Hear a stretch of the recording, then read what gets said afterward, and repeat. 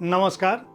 विजयादशमी दशहरा की आप सबको ढेर सारी शुभकामनाएं।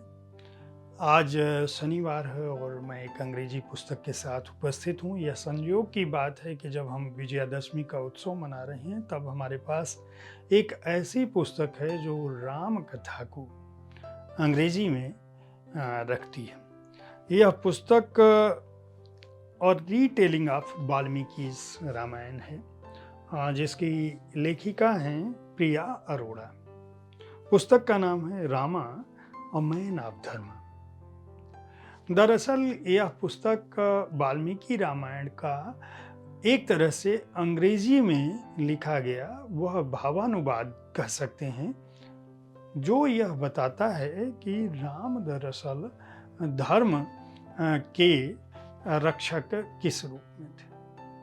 दूसरी बात यह पुस्तक जो बताती है वह यह बताती है कि हम जब भगवान राम को मानते हैं तो हम यह भूल जाते हैं कि वह ईश्वर के अलावा मनुष्य रूप में उन्होंने अवतार लिया था और वह मनुष्य की मर्यादा से परे कभी नहीं गए। वाल्मीकि के राम और गोस्वामी तुलसीदास जी के राम में अंतर यही है कि तुलसीदास जी के राम जहाँ अवतारी पुरुष हैं, वहीं वाल्मीकि के राम एक ऐसे पुरुष हैं जिन्होंने अपनी मर्यादा और अपने धर्म की रक्षा से ईश्वरत्व को न केवल प्राप्त किया बल्कि वो ईश्वर के अंश थे, लेकिन मनुष्य रूप में उनको इस बात का कहीं भी आभास नहीं था कि मैं ईश्वर का अवतार हूँ या मैं श्री हरि का वह अवतार हूँ जिसे इस बात के लिए जिसने जन्म लिया है, जो रावण को का वध कर सके। रावण जो अधर्म का प्रतीक था, भगवान राम जो धर्म के प्रतीक थे। वाल्मीकि रामायण उस पूरी यात्रा को रखते हैं।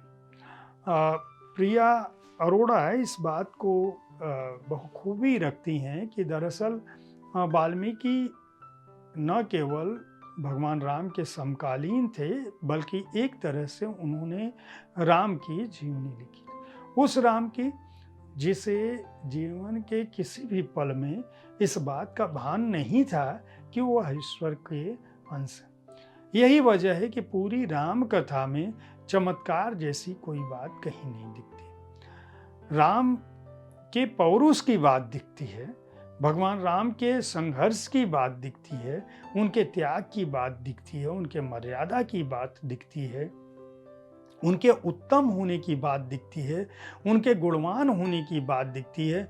जो 16 गुण हैं, धैर्य से लेकर दया, करुणा, संवेदना, वो सब दिखते हैं, लेकिन भगवान राम के अंदर कहीं भी इस बात का उल्लेख पूरे रामायण में नहीं दिखता कि उन्होंने कोई चमत्कार किया।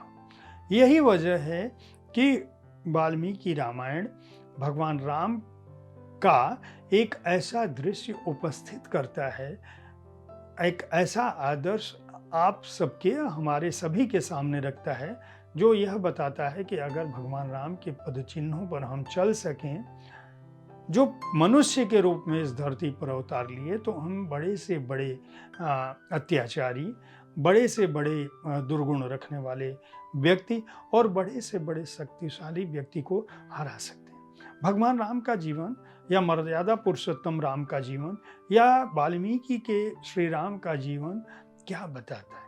वह यही बताता है कि अपने जन्म से लेकर अपने जाने के दिन तक राम ने अपनी मर्यादा का उल्लंघन कभी भी नहीं किया। इस पुस्तक में जो अध्याय हैं वो वाल्मीकि रामायण के जो अलग अलग कांड हैं, 7 कांड हैं, उन 7 कांडों को उन्होंने रखा है, जिसमें अपनी भूमिका के बाद उन्होंने पहला अध्याय जो है वह राजकुमार राम यानी प्रिंस राम है, जिसमें अयोध्या में भगवान राम के जन्म, उनकी शिक्षा दीक्षा जिस तरह से होती है वशिष्ठ मुनि और विश्वामित्र जी के यहाँ, राम सीता का जो विवाह होता है पहले खंड में वो बात है। दूसरे खंड में अयोध्या की बात है, जो अयोध्या कांड हम कहते हैं, जिसमें महाराजा दशरथ द्वारा श्री राम को अपना उत्तराधिकारी चुनने की बात है। कैकेयी ने अपनी जिस तरह से मांग रखी उसकी बात है। अयोध्या से किस तरह से राम की विदाई होती है उसकी बात है। किस तरह से वो जंगल में वनवास करते हैं उसकी बात है। महाराजा दशरथ की जो मृत्यु होती है उसकी बात होती है। और भारत की जो महानता है वह अयोध्या कांड में जो इस पुस्तक में है, अयोध्या खंड जो उसमें शामिल है। तीसरे खंड में जो वन का जीवन है उनका,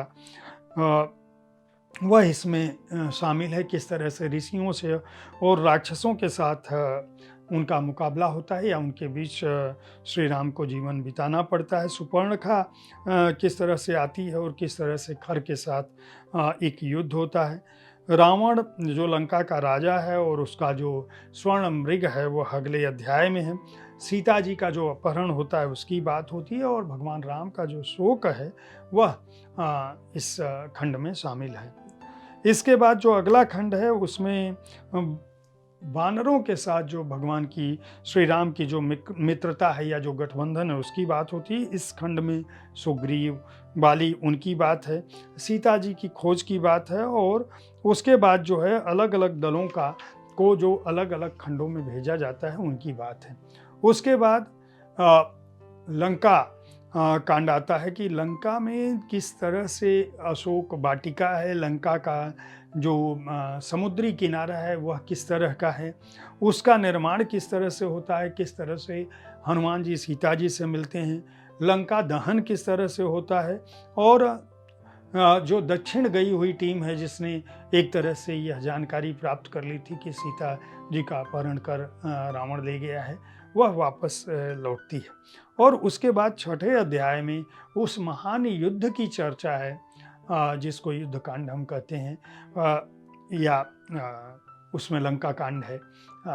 वो क्या है, युद्ध की तैयारियां किस तरह से होती हैं, विभीषण जो है किस तरह से शरणागत होते हैं भगवान राम के, नील और नल जो है किस तरह से ब्रिज का, पुल का निर्माण करते हैं समुद्र तक, किस तरह से वहाँ युद्ध शुरू होता है। और युद्ध जो है न केवल आगे बढ़ता है बल्कि आगे स्थितियाँ जो है कुंभकर्ण, इंद्रजीत का गिरना, रावण से जो लड़ाई है, और उसके बाद अयोध्या में भगवान राम की वापसी है। उसके बाद का जो अध्याय है वह ये बताता है, वाल्मीकि रामायण में आखिरी अध्यायों में इस बात की बात है कि राक्षसों का कुल क्या था, रावण और मेघनाथ को कहाँ से शक्ति मिली, हनुमान जी की कथा क्या है, किस तरह से इनका अलगाव होता है, धर्म किस तरह से, धर्म क्या है, शत्रुघ्न और लव कुश कौन थे, राम के पास किस तरह से अगस्त्य मुनि आते हैं, लव और कुश की क्या कहानी है, और राम राज्य का समापन किस तरह से होता है। उसके बाद यह पुस्तक जो है यह बताती है कि भगवान राम दरअसल मनुष्य थे या मिथक थे। उनका जो वाल्मीकि रामायण की जो लाइनें हैं महत्वपूर्ण वो क्या हैं, भगवान के बारे में जो वैदिक आस्था है, मान्यता है, वो क्या है, धर्म क्या है हमारे जीवन में, कर्म और पुनर्जन्म की क्या व्याख्या है, पुरुषार्थ और मनुष्यता की क्या स्थिति है, योग क्या है, वैदिक लोग किस तरह से और कहाँ थे, हमारे जो शास्त्र हैं श्रुति और स्मृति वो क्या हैं, वैदिक व्यवस्था में जो वर्ण व्यवस्था थी वह क्या है, हमारे जीवन में जो आश्रम का क्या महत्व है, जो वैदिक काल में खान पान की जो आदतें थी वो कैसी थी, यज्ञ का क्या अर्थ है, और यज्ञ में किस तरह से उस समाज में स्त्रियों की क्या स्थिति थी, अतिथियों का, बड़ों का और ब्राह्मणों का आदर करने के भाव के पीछे क्या सोच थी, वैदिक काल में मान्यता क्या थी उस कालखंड में, और वाल्मीकि जी का जो कथानक है वह क्या है, और रामायण का संदेश क्या है, यह इस पुस्तक को बताती है। इस पुस्तक को पेंगुइन प्रकाशन ने प्रकाशित किया है। मूल्य 799 रुपये है और पृष्ठ संख्या है 520। जो इस पुस्तक को विशिष्ट बनाती है। अगर आप संस्कृत में और वाल्मीकि रामायण नहीं पढ़ सकते, जो कि बहुत बड़ा है और विशद है, अंग्रेजी का उसका अनुवाद भी 2 खंडों में प्रकाशित है, तो इस पुस्तक को खरीद कर प्रिया अरोड़ा ने, जिसको लिखा है रामा और मैन ऑफ धर्मा, खरीद कर पढ़ सकते हैं। विजयादशमी की, दशहरा की ढेर सारी शुभकामनाएं। भगवान राम की मर्यादा को, पुरुष के रूप में जो उनके आदर्श थे, उनको आप अपने जीवन में अपनाएं। धर्म पक्ष के साथ रहें, मित्रों की मदद करें। उनका पूरा जीवन जो है अपने से छोटे कमज़ोर लोगों की मदद का था, उदारता का था, दान का था, और राम राज्य की जो परिकल्पना है उसको आप अपनाने की कोशिश करें अपने जीवन में। इन्हीं शुभकामनाओं के साथ मैं एक बार फिर विजयादशमी की आपको शुभकामनाएं देता हूँ, और कल मैं किसी रचनाकार के साथ, प्रिया अरोड़ा के साथ ही उपस्थित होऊंगा कि इस पुस्तक के पीछे, लिखने के पीछे उनकी क्या सोच थी। बुक कैफ़े देखते रहें, इस कार्यक्रम के बारे में अपनी राय से अवगत कराते रहें। धन्यवाद।